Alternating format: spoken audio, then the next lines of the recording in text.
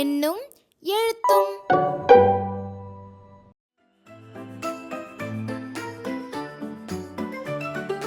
மதராஸ் மாநிலத்தின் மண்டலங்கள்.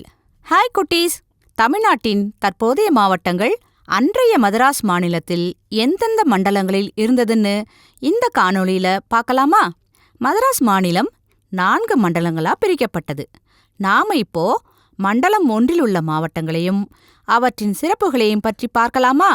மண்டலம் 1: சென்னை, திருவள்ளூர், காஞ்சிபுரம், செங்கல்பட்டு, வேலூர், திருவண்ணாமலை, திருப்பத்தூர், ராணிப்பேட்டை, விழுப்புரம், கடலூர் மற்றும் கள்ளக்குறிச்சி ஆகிய மாவட்டங்கள் மண்டலம் 1 உள்ளன. தமிழக அரசின் தலைமைச் செயலகமான புனித ஜார்ஜ் கோட்டை சென்னை மாவட்டத்தில் உள்ளது. வரலாற்றுக்கு முந்தைய கற்கருவிகளுக்கு பெயர் பெற்ற குடியம் குகைகள் திருவள்ளூர் மாவட்டத்தில் உள்ளது. யுனெஸ்கோ பாரம்பரிய இடமாக அறிவித்துள்ள மாமல்லபுரம் செங்கல்பட்டு மாவட்டத்தில் உள்ளது. கிராமப்புற சுயாட்சியை பற்றி விளக்கும் கல்வெட்டுகள் காஞ்சிபுரம் மாவட்டம் உத்திரமேரூரில் கிடைத்துள்ளன. சின்ன பொம்மி நாயக்கர், திம்மாரெட்டி நாயக்கர் கட்டிய வேலூர் கோட்டை வேலூர் மாவட்டத்தில் உள்ளது. காவலூரில் ஆசியாவிலேயே மிகப்பெரிய வானியல் ஆய்வகமான வைனுப்பாப்பு ஆய்வகம் திருப்பத்தூர் மாவட்டத்தில் உள்ளது. உலகம் முழுவதும் இருந்து மக்கள் வருகை தந்து பண்பாட்டின் நகரமாக விளங்கும் ஆரோவில் விழுப்புரம் மாவட்டத்தில் உள்ளது. விழுப்புரம் மாவட்டத்தில் உள்ள 3 குன்றுகள் சூழ்ந்த இடத்தில் செஞ்சிக்கோட்டை கட்டப்பட்டுள்ளது. மண்டலம் 2: சேலம், தர்மபுரி, கிருஷ்ணகிரி, நாமக்கல், கோயம்புத்தூர், ஈரோடு, திருப்பூர், நீலகிரி, திண்டுக்கல் ஆகிய மாவட்டங்கள் மண்டலம் 2 உள்ளன.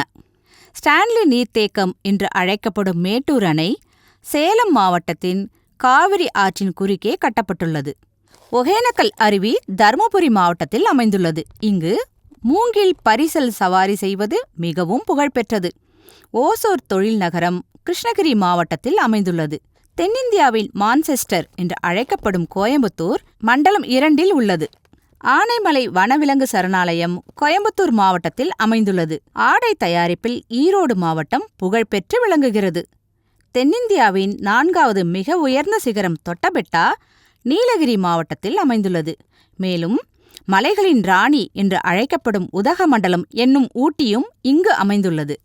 மண்டலம் 3: திருச்சிராப்பள்ளி, கரூர், புதுக்கோட்டை, பெரம்பலூர், அரியலூர், தஞ்சாவூர், நாகப்பட்டினம், திருவாரூர் மற்றும் மயிலாடுதுறை ஆகிய மாவட்டங்கள் மண்டலம் 3 உள்ளன.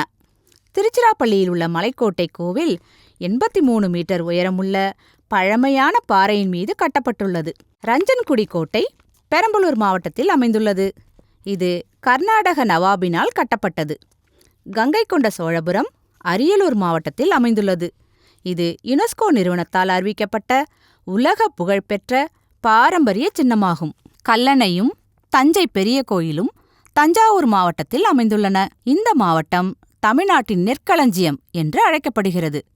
மண்டலம் 4: மதுரை, ராமநாதபுரம், தேனி, விருதுநகர், சிவகங்கை, திருநெல்வேலி, கன்னியாகுமரி, தூத்துக்குடி மற்றும் தென்காசி ஆகிய மாவட்டங்கள் மண்டலம் 4 உள்ளன. திருமலை நாயக்கர் அரண்மனை மதுரை மாவட்டத்தில் அமைந்துள்ளது.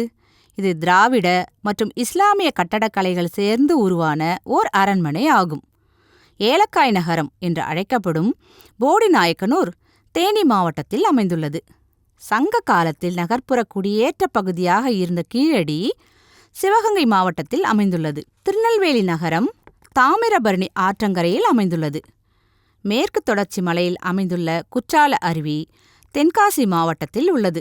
இது தென்னிந்தியாவின் ஸ்பா ஆரோக்கிய நீரூற்று என அழைக்கப்படுகிறது.